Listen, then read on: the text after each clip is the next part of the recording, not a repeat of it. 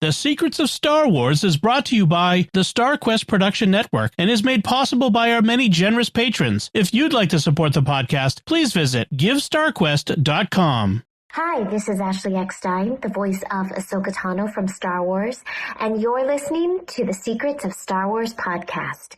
May the Force be with you. Hello there. It's a power that Jedi have that lets them control people and make things float. Impressive. Every word in that sentence was wrong. Help me, Obi-Wan Kenobi. You're my only hope. This station is now the ultimate power in the universe. I find your lack of faith disturbing. It's against my programming to impersonate a deity. That's not how the Force works. Force is with me, and I am with the Force, and I fear nothing. Remember, the Force will be with you, always. You're listening to The Secrets of Star Wars, where we talk about everything connected to that galaxy far, far away. From movies to books, TV shows, and more, we're looking at the deeper meanings, themes found in the Star Wars universe. Today, we're starting our discussion of the Ninth Jedi series with Episode 1, A New Threat. I'm your host, Patrick Mason, and joining me tonight on the panel is Kathryn Laffrey. Hey, Kathryn. Hey, Patrick. And Jeff Haecker. Hey, Jeff. Hey, Pat. All right, so Ninth Jedi. This is not the first time we've seen a Ninth Jedi installment into the Star Wars semi-universe, expanded universe. I don't even know what to call it. the Visions universe. The Visions universe. There you go. So this is episode 1 of a series, but it's actually the third installment of the Ninth Jedi that we've had. So I'm excited to talk about that. But before that, let's talk about some of our awesome Star Wars news. Since it is D23 season, we get a bunch of it all at once. So, first and foremost, the Mandalorian film will be added to Disney Plus on September 2nd. There will also be Mandalorian Lego special the same day, which we are indeed planning to cover once we finish Ninth Jedi in a few months. Yay! Yay! And then the Ahsoka Season 2 is going to premiere January 20th, 2027. There was a trailer. We will likely discuss it at the end of this episode. And that's the big news we have so far. So nothing more on Starfighter yet. Yeah, they showed a brief, like behind closed doors teaser, but it really didn't have much in it.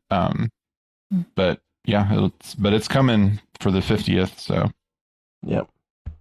So looking forward to that. So, all right. As I mentioned before, this is a continuation of a series we've gotten a little bit before, and so I'll just do a little previously on the Ninth Jedi. In a future era where the Jedi are mostly legend, Kara, daughter of a sabersmith Zima, brings her father's lightsabers to Margrave Juro before her father is taken by an enemy of the Jedi. Together with Ethan and Homan, masterless Padawans, they plan to start a new Jedi Order. In searching for her father, they come across minions of Nawam, the enemy who seeks to destroy the Jedi. So that's just a little background. Just a little. For the recap, I will throw it at our recap master, Jeff Haecker. All right. So in the first episode, Kara, Juro, and the nascent Jedi Order are pursued by a Sith and disciple of Nawam named Gino, Ikagi. Using a black hole, they are able to escape and go to a planet ruled by former Jedi Dunbai. Dunbai does not want to get involved in the conflict, but Geno's forces invade when he will not turn over the Jedi. Dunbai then takes up the lightsaber Juro gives him and fights off the droid army. Kara goes to destroy the droid control ship, or whatever, and faces Gino and defeats him. Zima, Kara's father, is revealed to be held captive by Nawam, and Ethan tries to join Nawam's army as a spy. He witnesses Nawam kill another Jedi, but Nawam reveals he has a blue lightsaber, which shows he is a Jedi in this Ninth Jedi universe, because your saber color does change apparently based on your based on if you're a Jedi or not, it seems like. Well, I want to say we saw in the first installment, it was just called the Ninth Jedi, Homan's lightsaber started red, right, and then turned purple as he sort of came back to his senses as the Margrave put it. So yes, your saber reflects who you are instantaneously. The way it should be. Well, Kara's did add color as she got more Jedi. Yes. All right. So what do you guys think about this as the next installment in our Ninth Jedi series? It was okay visually for me. I rewatched the first 2 Ninth Jedis, and especially the second one was so visually stunning. I had my hopes set really high. And when I watched this one, I was super disappointed because Kara kept looking strange to me. And it was her eyes. I did not like the way they animated her eyes in this episode. She lost her big pupils and her little glint in her eye, and it changed her for me. I was kind of sad. Yeah, she didn't seem to have those big anime eyes that we kind of fell in love with in the first 2. They were a little more, I don't know, they almost seemed like goggles, or I don't know what to call them, but they didn't seem eyes anymore. They seemed more robotic. And actually watching it again, I'm like, oh no, the colorist made a mistake, because she has gray eyes with a black line in them and then a teeny tiny little black pupil. It's like, no, you should have filled in the black pupil bigger to where the line is and then made that little dot white and just offset it a little. It just felt like someone made a mistake. All right. What about you, Jeff? Yeah, I mean, I liked it. It was very, I felt like I was watching episode 1, Star Wars episode 1, a lot of the episode with the droid army, the invasion, not capitulating to the Sith. Which, it was very trope. This whole series, I did, which I won't spoil, but I did finish the entire thing, is very tropey, but it's, I think it's fine for what it is, for this kind of story. But some of the visuals I really liked. I liked the black hole slingshot maneuver. I thought that looked really good. I'd have to rewatch to really kind of see. I'm not the artist. I'm not an artist or artistic. So I was like, oh, it looks pretty good to me. I didn't really pay attention to the eyes. Really, I will say the studio who makes this, Production IG, they previously have done Attack on Titan, and some of their, which is incredible and has incredible animation, but some of the eyes in that are very plain and not really that detailed. So I don't know if that's just a hallmark of their studio and that's like a stylization that they have or something. And maybe they just had less time because they were putting out 8 episodes instead of just one, special episode. But overall, I thought this was a good start to the series. And it's interesting that we find out, we learned a little bit about Nawam, and that, he is seemingly a Jedi, or was a Jedi. So that'll be interesting to see how that kind of unfolds throughout the series. Yeah. Generally, I liked it. I liked it quite a bit. It is still very much leaning heavily on the original source material, similar to the original Ninth Jedi and the second installment we got in Visions. I think in both of those Visions runs that it appeared in season 1 and season 3, it was, in my opinion, the most Star Wars of the ones we got, and a lot of it for me was the audio. The music was very much original Star Wars. The sounds were very original Star Wars. How the lightsaber sounds, how it sounded when they cut things, how the ships sounded, how the not TIE fighters sounded. Everything was very, it sounded like Star Wars, felt like Star Wars. Yes, very tropey. The bad guy's another helmeted villain.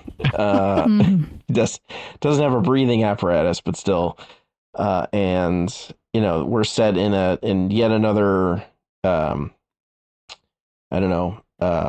a parallel galaxy where there's very little Sith and very little Jedi for different reasons, as far as we can tell, but the same kind of setup as what we came into in the original 3 movies, starting with A New Hope. So I will say I did have some qualms with the animation, the mixing of the computer animation and non-computer animation. It was very jarring.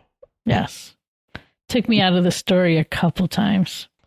I do like that they kept it to the robots for the most part, or at least the droid army, and some of the ship stuff, which the ship stuff was a little sad because it was so well done in Vision Season 3. The ship stuff was really spectacular. And then this time it was all, very easily discernible as computer graphics. And that was kind of sad to me. I don't know how you guys felt about that, but. Yeah, that stood out right away, especially when they were trying to escape from them in the beginning. And you had the bad guy ship blasting through one of the meteors, and it was like so different that it just stood out just way too much. Or you'd see something look super 3D and super flat at the same time, and it's like, I just want to enjoy the story. You keep popping me out of the story. And I will say that's a terrible way to get through an asteroid. From a sheer physics perspective, asteroids tend to be very heavy metal, not a lot of rock. And so, like, shooting through them is just a bad call. Go around. Just go around. You'll be better off. So what did we think of the setup for this one? So instead of a crawl on a screen, we got kind of a preview. I guess this is for people who may have not seen the Visions episodes of what was going on in the story. What did you guys think about it? I liked it. It was reminiscent to me of the Clone Wars, like the animated Clone Wars, where they kind of have,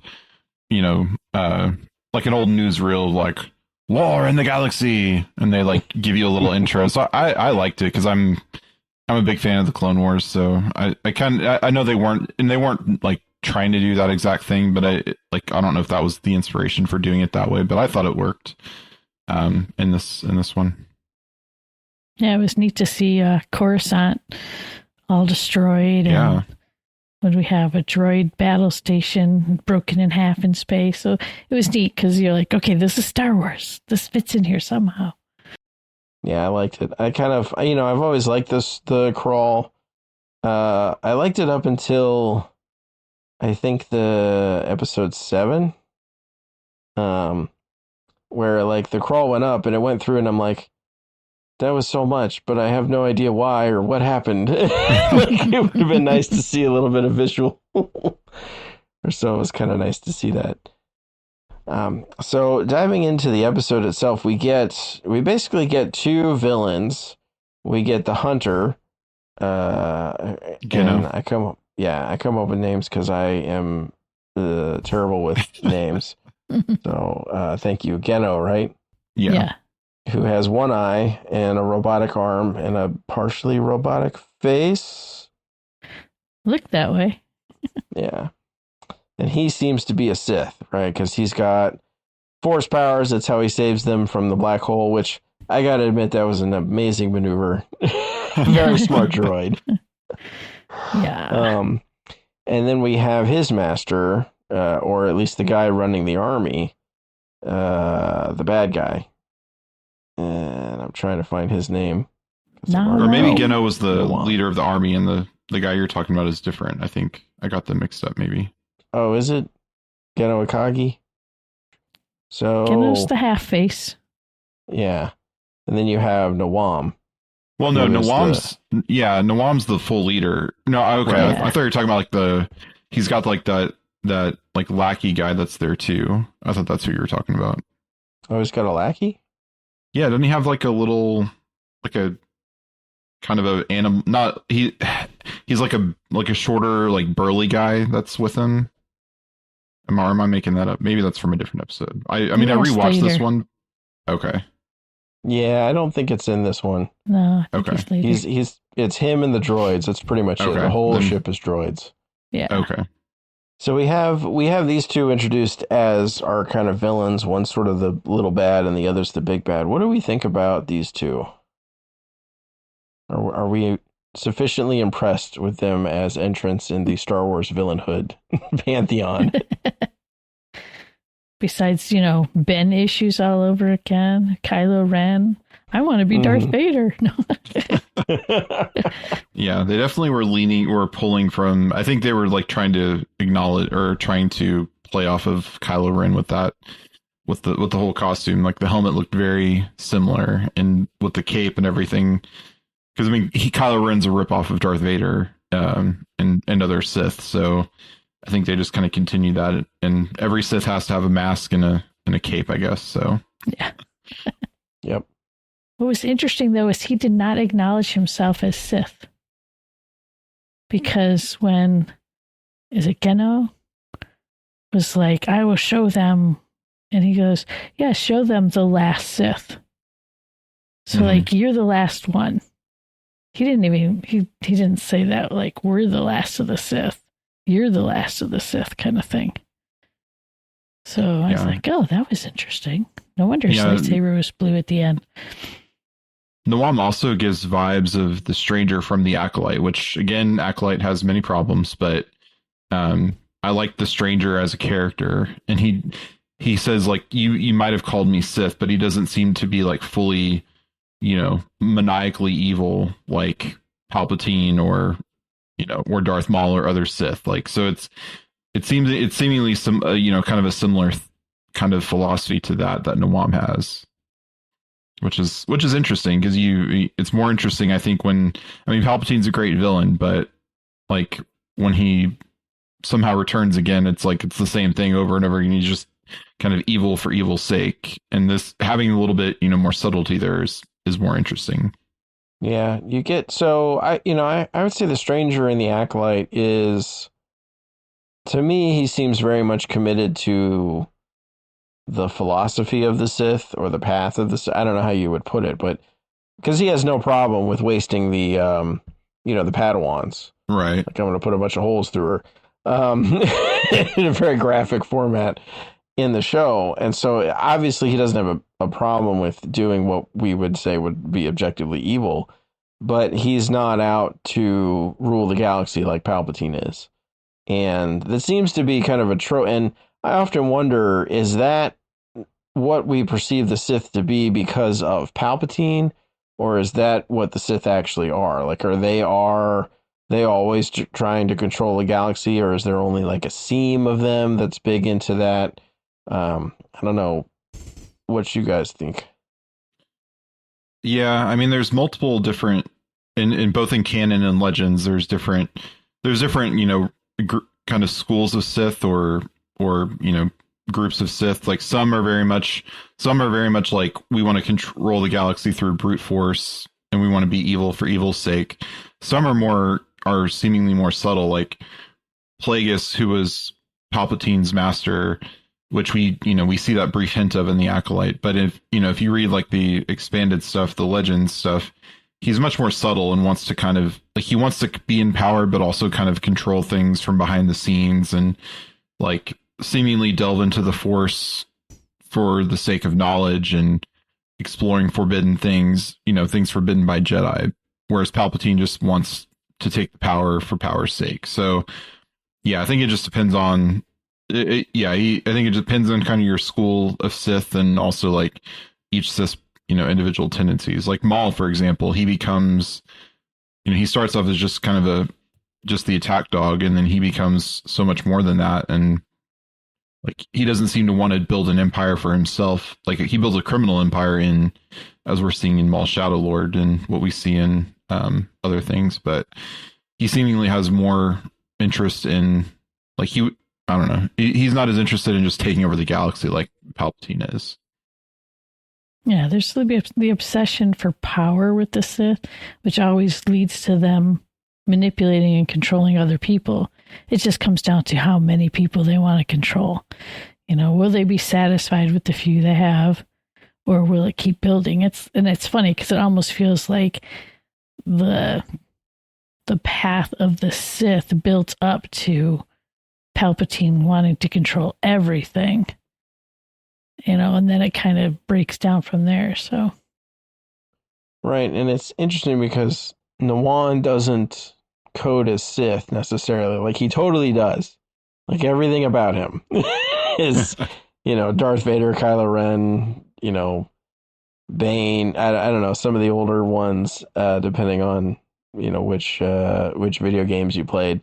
He looks, sounds, seems like he's acting like a Sith because he's got the whole ruling the galaxy going on. He's got a whole army of people. He's got the if you strike me down, then you can take my place rule. I don't know if that came out in this episode, right? Mm-hmm. Yeah, it was at the if you can beat me, you can control the army, basically. Yeah.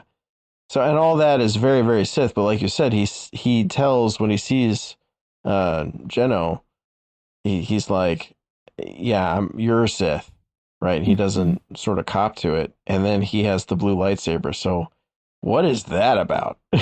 Right. Yeah. And have y'all watched ahead, or have y'all only watched the first episode? Started I've a seen few. all of two. Yeah. Okay. Yeah. Yeah. That it's what they get into with that is interesting, because you do learn kind of the backstory of that, which of course I won't spoil or anything, but you do kind of learn why he may be perceived or in some ways be a Jedi and not a Sith. But interesting. So I here's a question, like, could you use the Jedi code to then inform you to try and take over the galaxy? Like, can it get you there, do you think?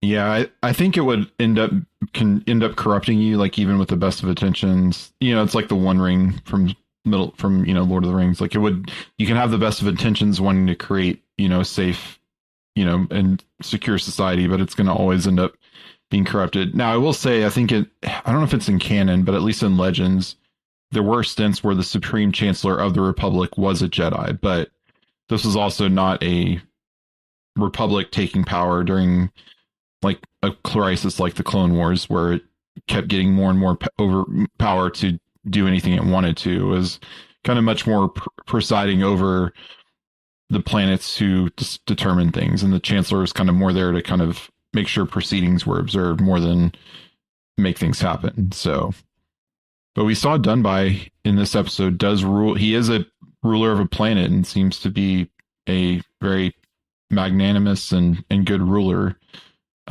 of his home planet there. Yeah, the retired Jedi. Yeah. Yeah, and that seems to me like it would be a pretty good job for a retired Jedi, right? You talk about rule by the wise, right? Assuming he's a magister. I'm not exactly sure how a magister gets in place, if they're voted on, or I guess it would depend on where they're from. Like, Queen Amidala was elected, right? And she was a queen, so I don't know how their constitution works, but as long as there weren't any Jedi mind tricks on voting day. Just sitting there, you'll vote for me. You'll vote for me.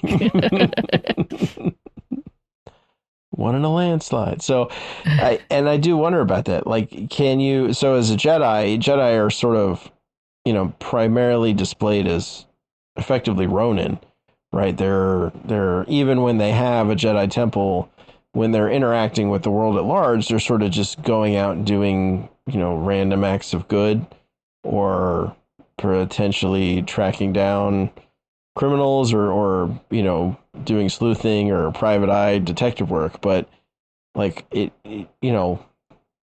what's the cut for them getting into public service? Yeah. Yeah, I mean, at least in the majority of what we've seen in the canon, which is the prequel era to the through to like the TV era and like the post Empire New Republic era. I mean, obviously the Jedi were in the Clone Wars, but they were made into the military commanders, and that was all a big setup. So, but they've become entwined with the Republic so much that that was part of the problem of the Clone Wars, is and why they were able to be set up so easily, because they were so entwined in the politics and making sure that protocols were observed. And then, of course, there's only a few Jedi around. There's really only one Jedi around after Return of the Jedi, because Ahsoka's there, but she says she's not a Jedi. So we don't really have a lot of examples of this, like that we've seen on screen before. Yeah, I think I like you bringing up the sort of manipulation of the Jedi into being, effectively army generals for the leaders of the war effort for the New Republic, or the Old Republic, I guess, for the Republic during the Clone Wars. And that was definitely, I think, something that went against the whole Jedi nature, Jedi Order, generally speaking, and did entwine them too much with the Republic. But I think at this level, when you're talking about a magister either of a single world or maybe even just a single city, that sort of level of, might bear better on the Jedi Order. He seemed to express the idea that he was there to serve the people. Back in American history, priests that had served public office and now they were told no longer. Yeah, even fairly in the last 20 years, I want to say there was at least one priest that was either in the House of Representatives or was in a state House of Representatives or something.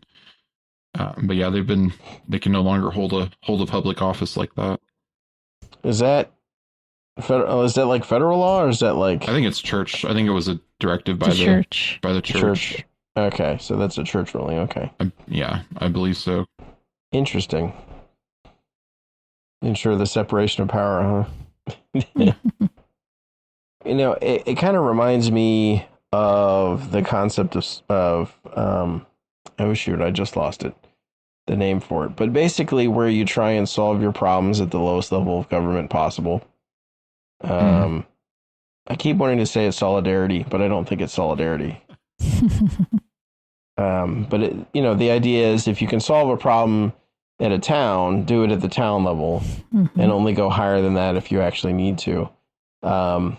Which is, I think always a problem if you try and, force the galactic government to take care of your local trade squabble. It could end poorly. Yeah. So we see the old Jedi as a magister, kind of refusing to form the Rebel Alliance up against the coming Naman's army. Which I don't know if you guys caught on to that's what was going on, but it seemed to be pretty clear to me. But he does take the lightsaber and he keeps it, and he does use it to defend the city. What did you guys think about the city assault and the infiltration on the ship and all that?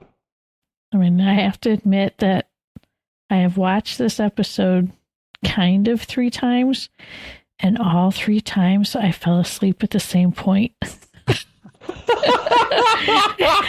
didn't matter what time of day I watched. When the droid assault starts happening, I fell asleep. Thankfully, my husband gives me a nudge. He's like, interesting episode, huh? And I'm like, oh, not again. Too much. Computer graphics can't hold on. That was it. Yeah, I mean, maybe there's something subliminal in it. Yeah, I thought I thought it was a nice scene of him kind of jumping in the front lines to fight against the droids and not just leaving his poor security people to try to fight them off.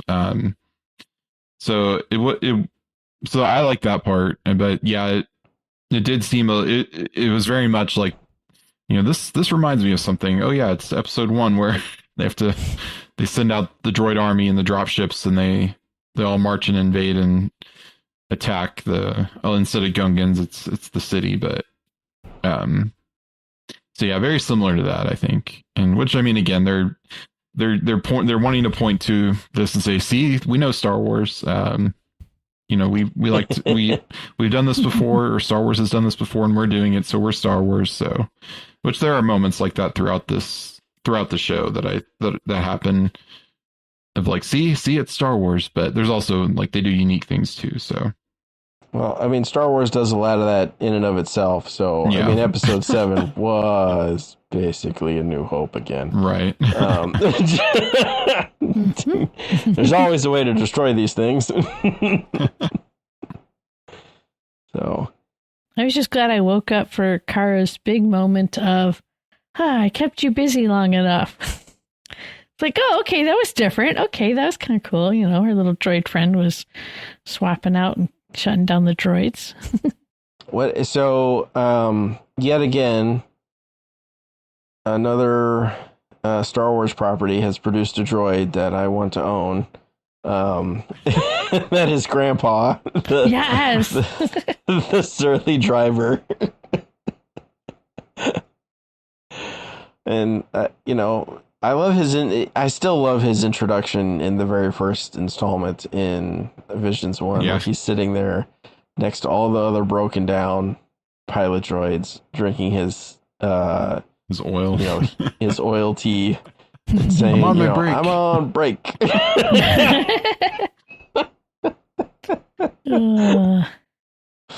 We gotta go now. I'm on break. I love how he still gets everywhere at the same pace. It's like awesome. Except for when he's flying. That was a great maneuver. Would totally work too. Like, this is one of the times during Star Wars or any space show where I watch the stuff happening on screen and I'm like, nope, no, that's about how that would go. They actually did it right. Nice. And then, you know, space wizard magic. Get him out of the... So did Gramps remind you of anybody or any other movie? I'm drawing a blank. Robots. Oh yeah, he does look very similar to the. I think I've seen that movie, but I at least have seen like clips of it. Just seeing Gramps made me want to watch Robots again. I mean, Robin Williams did a great voice job in there, and Gramps is kind of a mix of some of the best robots in that show.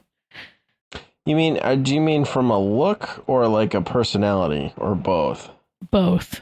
Yeah, Definitely both. Yeah. He's got the look. Yeah. It's like, yeah, you could throw him. Actually, now I want to rewatch Robots just to see if there is one of him in the background somewhere. He's in the background. That'd be awesome. Yeah. Well, and this show is pretty notorious so far for lifting pretty heavily from other properties. You know, I think we saw spaceships from The Fifth Element, from Battlestar Galactica, from obviously that's, you know, sort of a Dash Rendar Millennium Falcon kind of combination, which is the ship they're on, you know, that the good guys are flying Karis on. I could not place the ship that Jino, the Hunter, was flying. I don't know if you guys have found a parallel to that ship. No, I didn't. I guess I didn't pay enough attention to it to notice anything. Okay, I was trying to figure it out. There's some similar like ship design concepts, I think, in Bab 5 maybe. But I'm not absolutely. It may actually be more of original design, which is like, oh, okay, good for y'all. That's good. So, well, we have the Taj Mahal as the Capitol building, so. Like, okay. I want to know if any of those characters, I'd have to watch them again, in the party that they had after the big victory, were in any of the Star Wars other cartoon things. Because there were some unusual little creatures and characters walking by, or like the food jumping off the table. So, like, I wonder, were they in Ewoks or anything else? Yeah, that's a good question. Or droids somewhere. Ooh, I wonder if Grandpa is maybe from the Droid series. I have to look that up. So the series, from my perspective, seems to still be mostly following Kara, although we got a little more time with some of the other characters in this show. Are we still on board with Kara and her character, despite her eyes? Yes, despite her eyes, yes. If only she looked the same, it'd be like, yes, okay, this is her. But I really did love when they were first meeting with, is it the Magister or Magistrate, whatever he calls himself? And she and who's the other Jedi in the group there? Looks like the alien is like Homan. The Wookiee stand-in. Homan. Yeah. So when the two of them are having their little kind of whispered conversation, it's like, he's paying attention to what you're saying about him. That was fun. Yeah. It's like they let her be a kid, which was nice.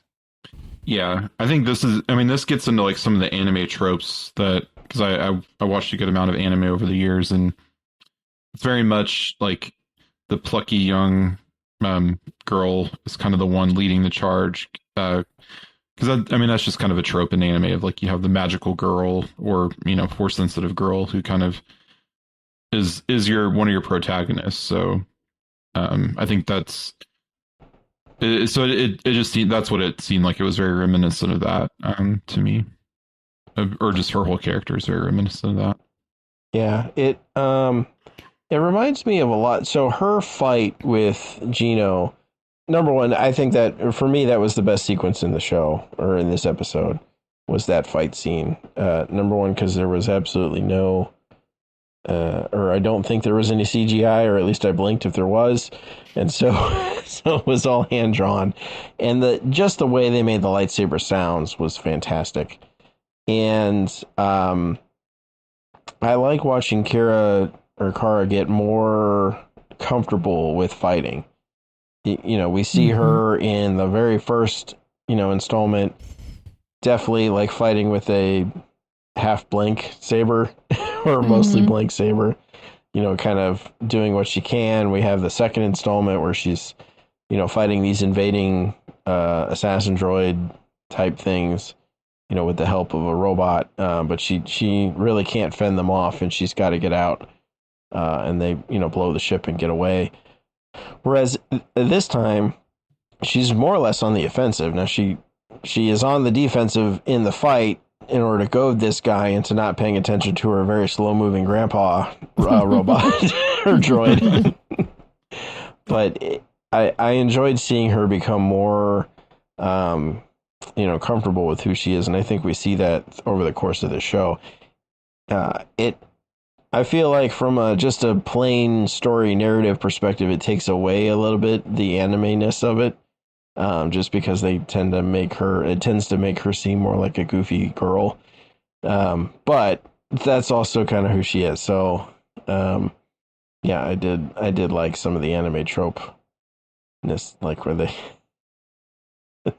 where her and Homan turn to the Margrave and tell him, stop saying how good he is.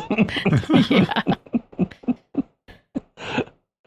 So what do we think? We get a little more of the Margrave in this than we have in either of the last two installments. How do we feel about his character? It definitely reminds me of the leader of the horsemen in Lord of the Rings. What was it, King Theoden? Oh, Theoden? Yeah. I don't know. The second time I watched it, I kept going, oh, it's Theoden. I wonder if that's the voice actor.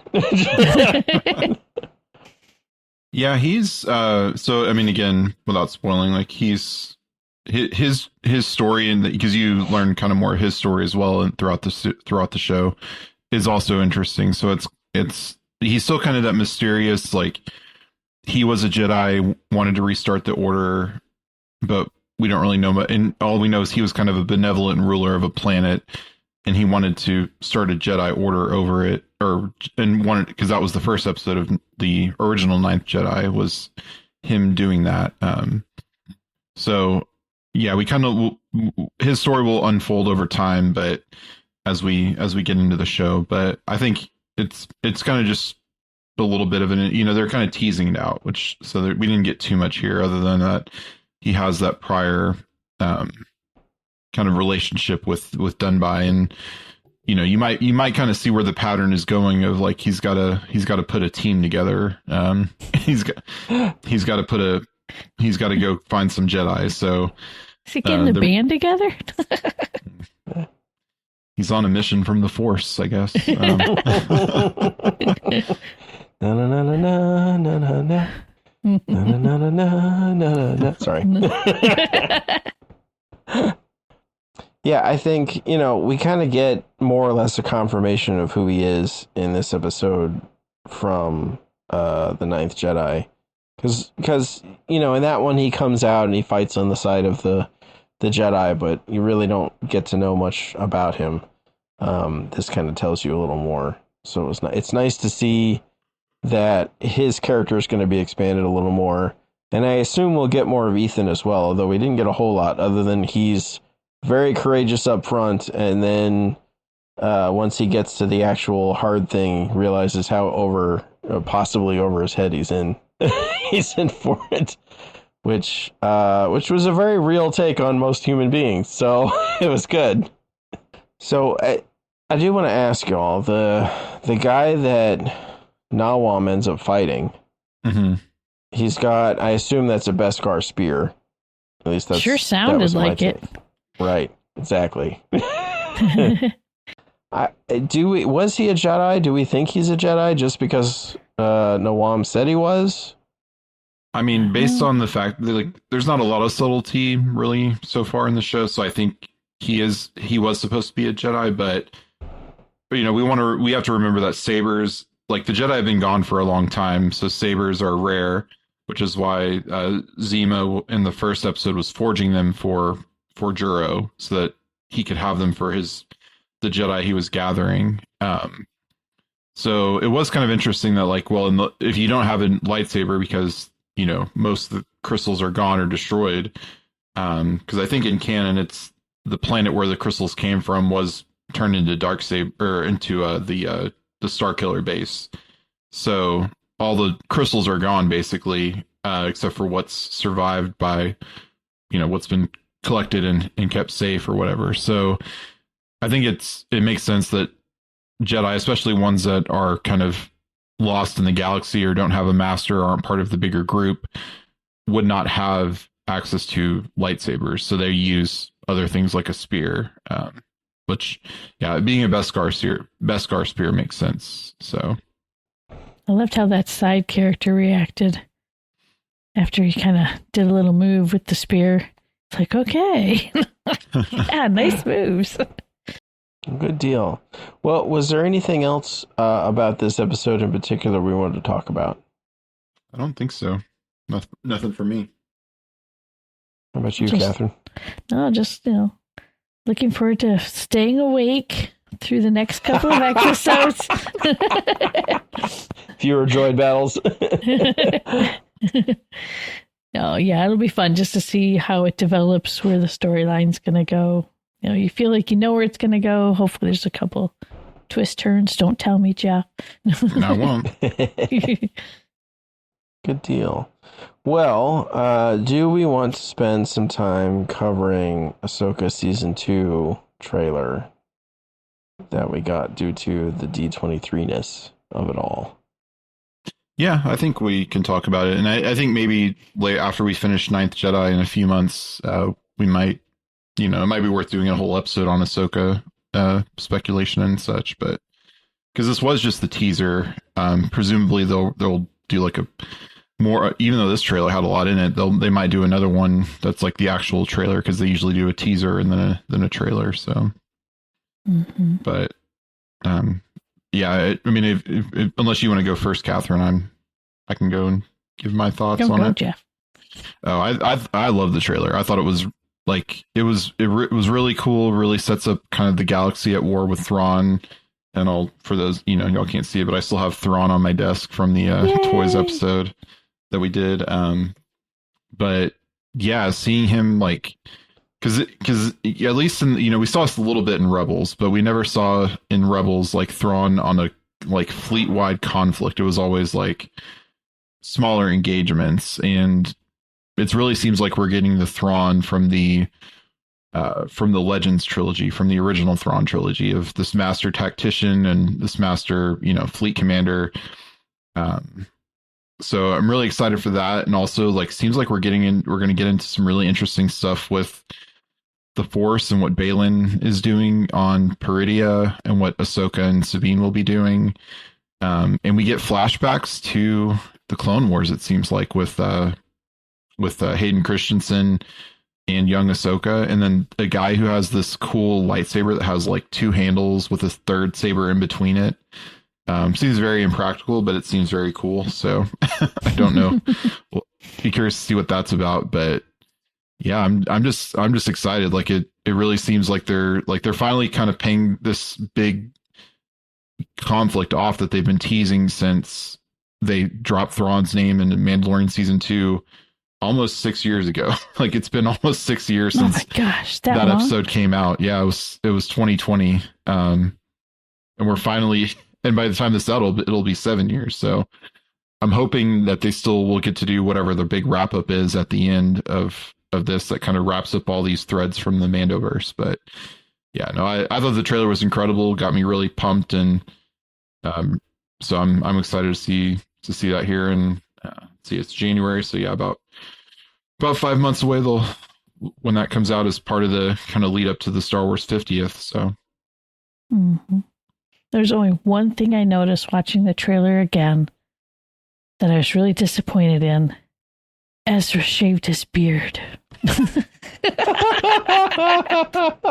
Oh, that's who that was. Ezra. Yeah. Oh, right. Okay. I liked his beard. I was like, I feel like this guy on the left walking next to Hera. I should know who this is, but nope. Okay, that makes a lot of sense. Okay, all right. No, definitely excited to see just how it's all going to come together. Will we finally get Ahsoka off, the planet? Will she get back to the other galaxy? I hope by the end of the second season. We're going to have 2, parallel things going on the whole time. That's the only thing I'm curious about. Yeah, I think they'll play into each other though, with like what's going on with Baylan. Will kind of play into what's going on in the home galaxy, and there will, like, I think especially if they do a big like comeback, I think Ahsoka she and Sabine will be back. They'll find a way, maybe through the world between worlds, because seems like they're opening up like a mysterious temple things.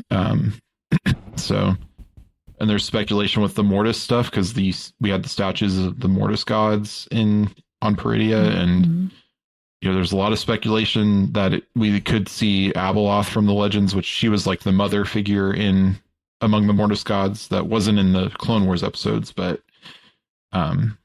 could be. So you're telling me the statues at the end of Ahsoka were not the Gondorian statues between they were not Gondor and Honor, warning the people not to go. Yeah. Yeah, I'm still going that route. All right, so I think my big takeaway, honestly, hilariously, is that I think the replacement of Ray Stevenson, who unfortunately passed away after depicting Baylan Skoll, with Rory McCann, looks pretty good. Yeah, I think it's going to be a good fit. We haven't seen Rory do much since Game of Thrones as the Hound. He is something of a lovably despicable character in that both book and show, and so I'll be interested to see how he does with the portrayal of Baylan. But he's at least got the look correct.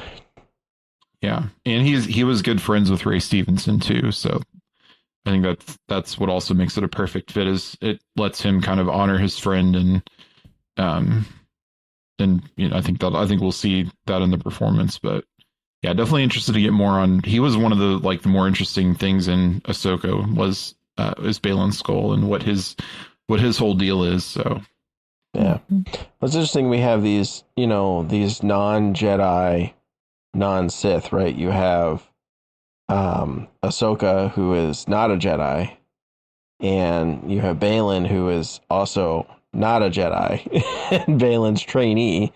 And then also in this series we're talking about right now, we've got Nawam, who we haven't figured out what he is yet. He's kind of acting like a Sith, but he, his feeling stone, his mood ring, his mood ring is showing him as being a Jedi. So very interested to see how that goes down and pans out. I think the other really cool thing from the trailer from Ahsoka was our robot buddy suddenly sprouted 4 lightsabers just like Grievous, and I was like,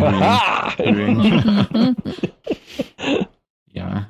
And the other cool. I mean, there was a lot of cool stuff. But we saw a Night Sister with like the light bow in live action, which we saw it in Clone Wars, but this is the first time we've seen it in live action. So I'm like curious what is there going to be a whole zombie Night Sister army that they're having to contend with in the big fights and everything.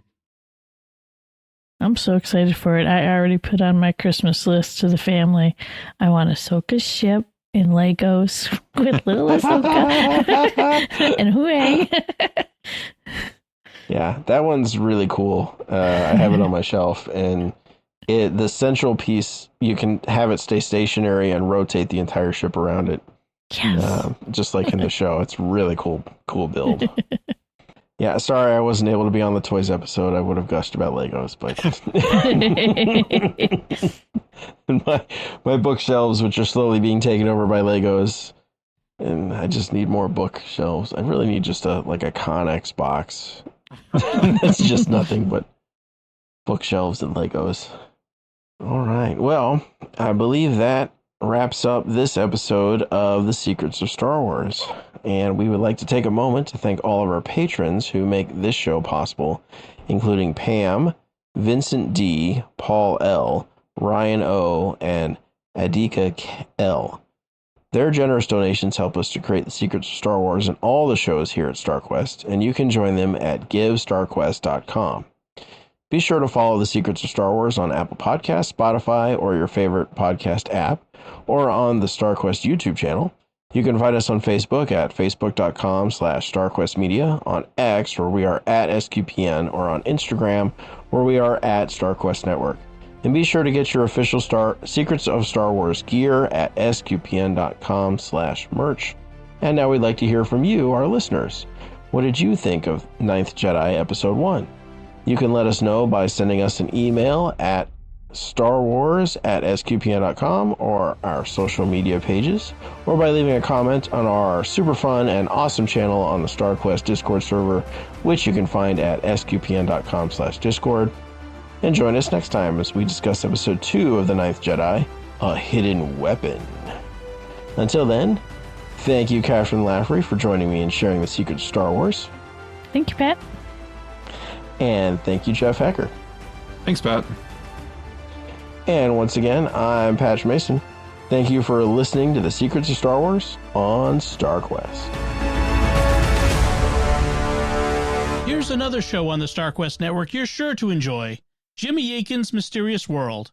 Find the show wherever fine podcasts are found or at sqpn.com/mysterious.